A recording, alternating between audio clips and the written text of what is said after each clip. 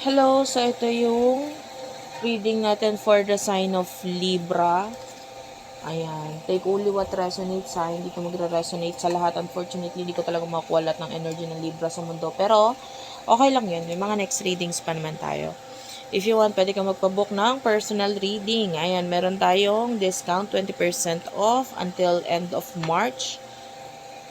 And yan, inquire ka na lang dun sa aming Facebook page. Make sure na babanggitin mo yung discount kasi hindi po namin yun basta-basta sinasabi. So, kung gusto mong makuha yung price ng discounted, 20% off tayo, banggitin mo na lang dun sa aming mga admins doon. Ayan, para doon sa mga hindi makapag-message, mag-comment kayo sa pinaka-profile pic para yung admin namin ang mag-assist sa inyo, mag-message sa inyo. Okay, so Libra, nakalagay na dito sa yung screen, yung pinaka-cards. I-read na natin. You have here the King of Swords and the Five of Wands. I can see a lot of stress sa'yo. Pagkakagulo, pag-aaway, may mga challenges dito. And I feel like may mga bagay kang iniisip ngayon na lalong nakakapagpatagdag sa stress mo. I feel like a lot of you is pwede may kinalaman din sa career. So, isa pa ito sa pwede nakapagpa-stress sa'yo, career. Yung person mo with the Three of Wands and the Ten of Pentacles, nakakita tayo dito ng person na iniisip ka niya eh. Na-miss ka nitong person na to. Although nagfo-focus siya sa money, nagfo-focus siya sa mga bagay na pwede magbibigay sa kanya ng money, etc. Hindi maiwasan itong person na to na maisip ka. Pero pwedeng hindi mo alam yon kasi nga you are stress, pagod, ganyan. Tapos may iba kang iniisip and pwedeng hindi mo alam yung mga bagay na may kinalaman dito sa person na to. The way I see this, with the Five of Wands, part of you is hindi pa nakaka-recover regarding do sa mga pagbagsak or some kind of change na nangyari sa buhay mo. Hindi ka pa nakaka-recover doon. Yung iba sa inyo, may galit pa rin nararamdaman. Especially do sa mga bagay or taong sumira or nakasira sa'yo. O literal, yung iba sa inyo pwedeng may mga naging kaaway, kagalit ng mga nakaraan na naging dahilan para ikaw ay hanggang ngayon nandun pa rin nagagalaiti pa rin Nandun pa rin yung galit, nandun pa rin yung inis. And although mabait ka, no?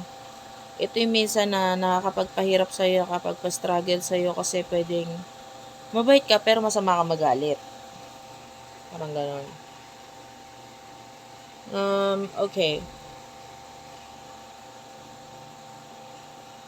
Emotions, nakikita natin dito with the World and the Wheel. Pwede dahil dito sa mga changes na to, you are open and close at the same time. Yung iba pwedeng nakaranas ng separation or drama, ending, big change sa buhay mo. So, you are open. Pero close din, nakakaramdam din tayo ng close. Bakit? Kasi with the Wheel, parang nabago na hindi ka na katulad ng dati. Parang naiba na yung mindset mo,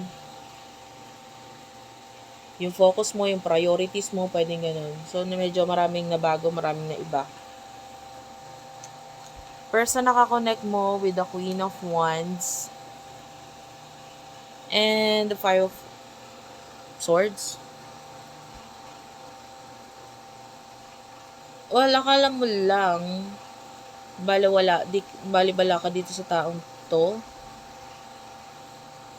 Nakikita natin there's gusto niyang gawin na pagbalik. And this could be an ex or a person in the past. So, gusto niyang bumalik. And I feel like may mga advice or may mga nakakapagsabi din sa kanya ng mga bagay na may kinalaman doon.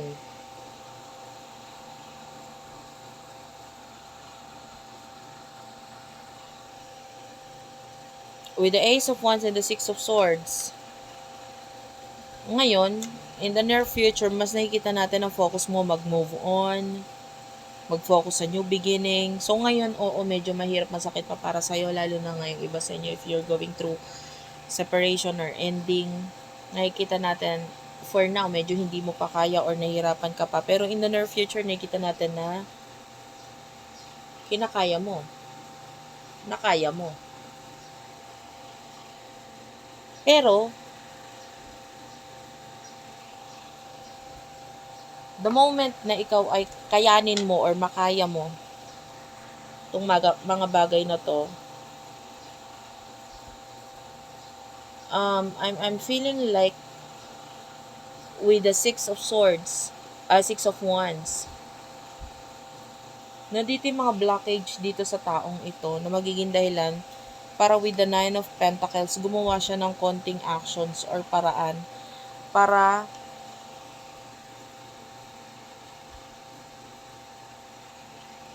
maka-connect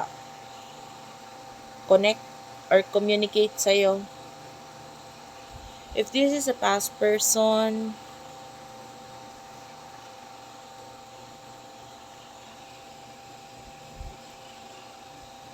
I feel like may mga tutulong sa kanya.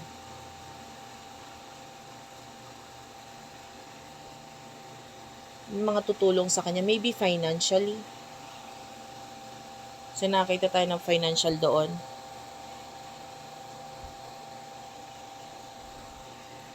Pero, I feel like gagawa din siya ng paraan para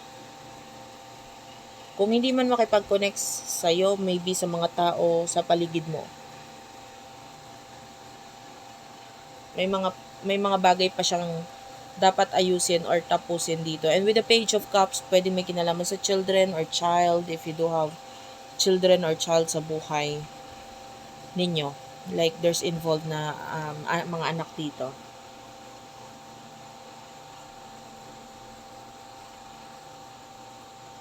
So, that's it for now, guys. Thank you for watching. I love you all. Please do like and subscribe. Don't forget, ha? Comment down below. I love you all. Thank you for watching and bye-bye.